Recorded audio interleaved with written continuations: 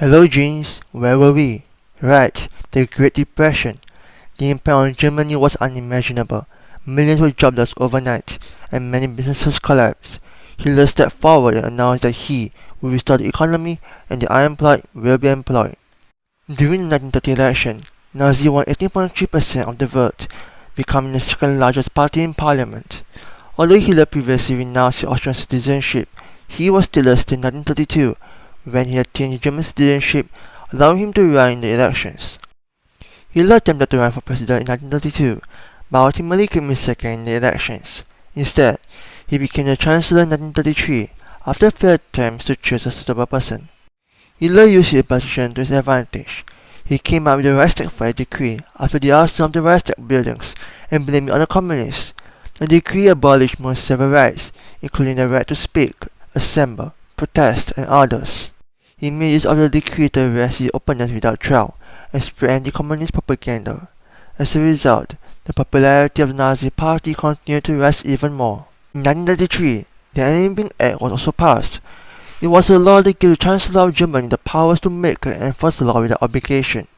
With both the Reichstag Fire Decree and the Enabling Act in motion, the dictatorship of Hitler was official. From 1933, Hitler continued to gain in power through purges and propaganda. One such purge was the Long Knives, also known as Operation Hummingbird. In this 3 days long purge, Hitler got rid of his enemies and also some of his followers who he deemed as disease elements in a series of assassinations. Even though the murder shocked Germany, many believed what Hitler was doing was for the good of their country. In August 1934, the presidency and chancellorship was officially merged together, making Hitler the head of state. As head of state, he made the soldiers swear loyalty to his team instead of the state. He also took personal command of the military. Throughout his dictatorship, even though so-called elections were held, the Nazis used threats to force people to vote in their favor. Even though Hitler was a dictator, he was a good leader. Under his leadership, Germany saw unemployment fall greatly. Infrastructure across Germany was also improved tremendously. At this time, Hitler was also preparing for war. In order to mobilize resources for war, Germans had to work longer hours and for lower wages.